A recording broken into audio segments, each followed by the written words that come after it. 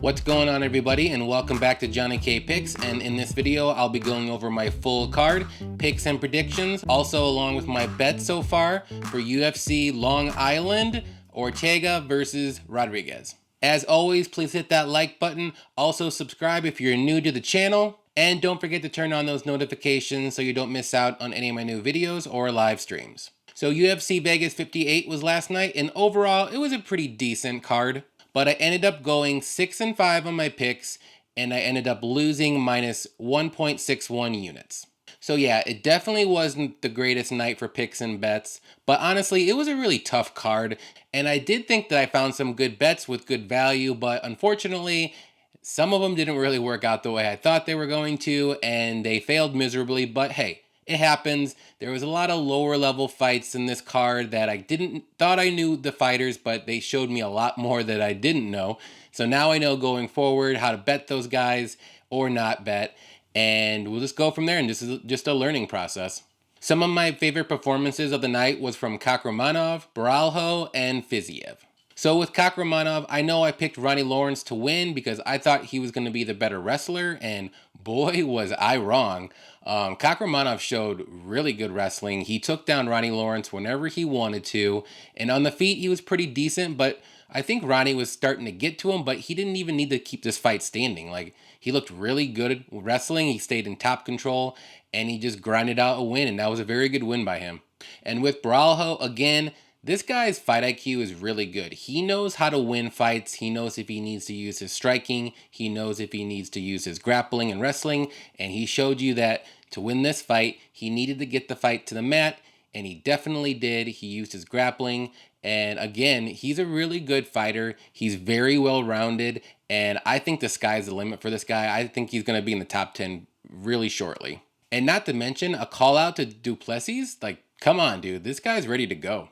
And finally with Fiziev, man, I like Fiziev as a fighter, and I know I picked RDA to win last card, but Fiziev showed me that he can go rounds 4 and 5 now. His power translates through all the rounds, and it's hard as hell to take this guy down. So yeah, going forward, I will be betting and picking Fiziev a lot more. I don't know if he's going to maybe fight Gaethje next. I think I saw on Twitter that that might be the next fight, but who knows. But either way, Fiziev's very good striker. He can stuff takedowns, and he has the cardio now. So again, he showed me that he could be a potential contender for this division.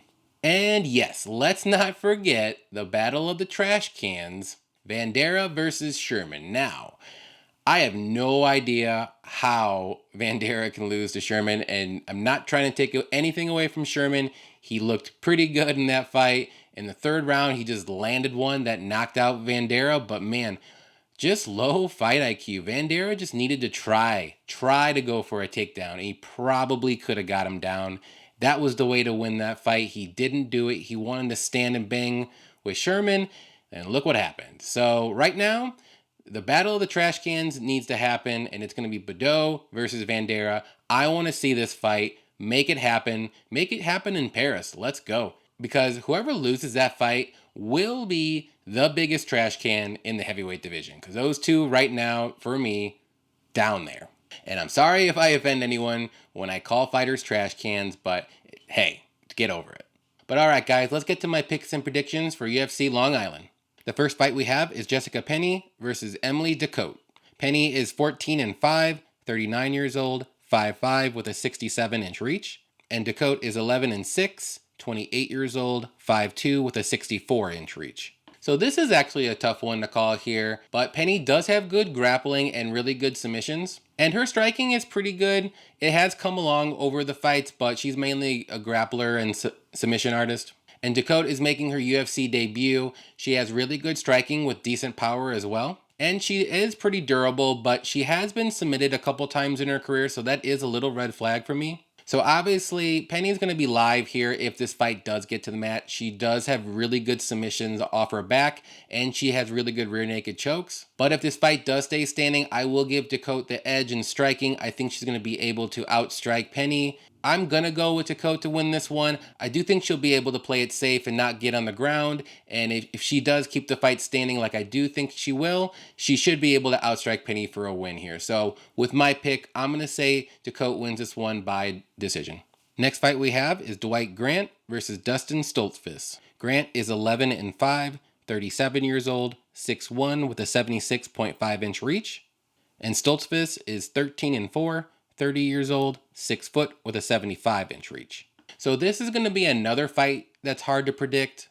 But Dwight is mainly a striker. He has really good striking, he has a good jab, and he does have some knockout power. And with Stoltzfus, I do think he's going to be the more well-rounded fighter. He does have decent striking, and he has really good grappling and submissions. But it's really hard to trust either of these guys. I do think both of them have cardio issues a little bit as the fight goes on, and both of them have kind of questionable fight IQ as well.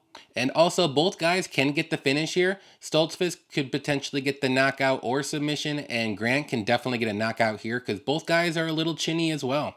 And one red flag for me with Dwight is he just got knocked out about a month ago. So I don't know if he's coming back a little too early. That's always a red flag for me if they come back too early from a knockout. But either way here, I'm gonna roll the dice and I'm gonna say Stoltzfus wins this one. I just think he has more paths to victory. I think if this fight does get to the mat, he's going to be the better guy, and he could potentially land a knockout here too as well. So with my pick, I'm going with the underdog, and I'm going to say Stoltzfus wins this one by a decision. Moving on up the card, we have Bill Algeo versus Herbert Burns. Algeo is 15-6, 33 years old, 6 foot with a 73.5-inch reach, and Burns is 11-3, 34 years old, 5'9" with a 74-inch reach. So both of these guys were supposed to fight different fighters on this card, but their fighters ended up withdrawing for injuries or other reasons, so now they matched him up here, and this is a pretty interesting matchup actually. Algeo is mainly a striker. He has a kind of a weird unorthodox style, but it is very effective, and he does have good grappling too. And Burns is a very dangerous grappler, and that's about it. He has okay striking, but he is not a striker at all. He wants to get this fight to the mat. He wants to work his BJJ and submit you. But overall, I do think Algeo is the more well-rounded fighter here, but what scares me a little bit is Algeo's takedown defense isn't the greatest, so if he does get taken down, I do think he'll be able to defend the submissions, but if Burns does stay on top control for most of the fight, that's where Burns is probably going to win. But I do think Algeo in the later rounds especially, he does seem to do a little bit better, and I do think he'll be able to stuff the majority of those takedowns, and he should be able to outstrike Burns on the feet. So with my pick, I'm going to say Algeo wins by decision. Next fight we have is Dustin Jacoby versus Daeun Jung. Jacoby is 17-5-1, 34 years old, 6'3" with a 78-inch reach. And Jung is 15-2-1, 28 years old, 6'4" with a 78.5-inch reach. So I'm actually excited for this fight. And again, this is a very tough fight to predict. So Jacoby is mainly a kickboxer. He has very good kicks and he has a durable chin. And Daeun Jung, he's also a good striker, but he does have good wrestling as well. So he's going to be the more well-rounded guy here. I will give Jacoby the edge probably in striking, but Jung does have good power in his hands, and Jacoby is very hittable at times, especially in the later rounds. And like I said, if this fight does get to the mat, Jung can take down Jacoby because his takedown defense is awful. But he does work to get back up. He doesn't just accept being on his back. So for me, I'm going to go with Jung here. I do think he'll be able to mix in his wrestling, get the takedowns, and just grind this one out and maybe just wear down Jacoby a little bit. So with my pick here, I'm going to say Jung wins this one by decision. Next fight we have is Ricky Simón versus Jack Shore. Simón is 19-3, 29 years old, 5'6" with a 70-inch reach. And Shore is 16-0, 27 years old, 5'8" with a 71-inch reach. Okay, here we go. So this is fight number one of the fights that I'm really looking forward to. And again, this is a very tough fight to predict. So Simón is a wrestler. That's what he wants to do. He wants to out-wrestle you. He wants to take you down. But he does have decent striking and cardio as well. And with Shore, he has good striking. I will give him the edge in the striking department. But he does have good wrestling and grappling as well. And this is tough because For me, it just depends on which fighter wants to go for the takedowns first, and I do think whoever does want to do that first, they will be able to take down the other person, because both of these guys' takedown defense isn't the greatest, but they do have really good takedowns. But I'm gonna lean Shore here. I think he's gonna have the striking edge, like I said. And wrestling wise, I think if they kind of cancel each other out. But if Simone can get the takedowns and stay in top control for the whole fight, he's going to win this fight. And I don't see Shore mainly going for takedowns as much as Simone, because I do think he'll want to keep this fight standing. So he'll probably have to defend the takedowns. So I'm going to say eventually Shore does defend the takedowns. It's going to be a really close fight. But like I said, I'm leaning Shore here, so with my pick, I'm going to say Shore wins this one by a very close decision. Moving on up the card, we have Punahele Soriano versus Dalcia Lungiambula. Soriano is 8-2, 29 years old, 5'11", with a 72.5-inch reach. And Dalcia is 11-4, 34 years old, 5'8", with a 76-inch reach. So this is going to be a fun fight for however long it lasts. But both guys have power in their hands. They're both strikers. I will say Soriano does have the better wrestling, but he doesn't really use it that often. And Dalcia has very quick, powerful strikes. He's super explosive in the first round, but as the fight goes on, he does tail off a lot. And not to mention, he does have questionable fight IQ. If you remember in his last fight, he was winning against Cody Brundage, and all of a sudden he got guillotined. But for me, Soriano is very durable. Like I said, he has wrestling, and I do think he should use it in this fight. I think if he can get down Dalcia early in the first round and just wear him down a little bit, I think that'll pay dividends as the fight goes on. I just think Dalcia's kind of a first round knockout or bust kind of fighter. I don't see him winning this one by decision. So if Soriano can survive the first round, I do like his chances to win. So I am going to go with Soriano as my pick. And I do think he'll win this one by a late stoppage in the second or third round. Next fight we have is Lauren Murphy versus Miesha Tate. Murphy is 15-5, 38 years old, 5'5", with a 68-inch reach. And Tate is 19-8, 35 years old, 5'6", with a 66.5-inch reach. So this fight was supposed to happen like last card or 2 cards ago, but Murphy is a decent striker. She does have a little bit of power in her hands, but that's really about it. And Tate does have good wrestling, but we haven't seen her wrestling in her last couple fights. She's tried to strike with her opponent, and her striking isn't the greatest either. So for me, this is going to be a weird fight to predict, but I'm gonna lean Tate here.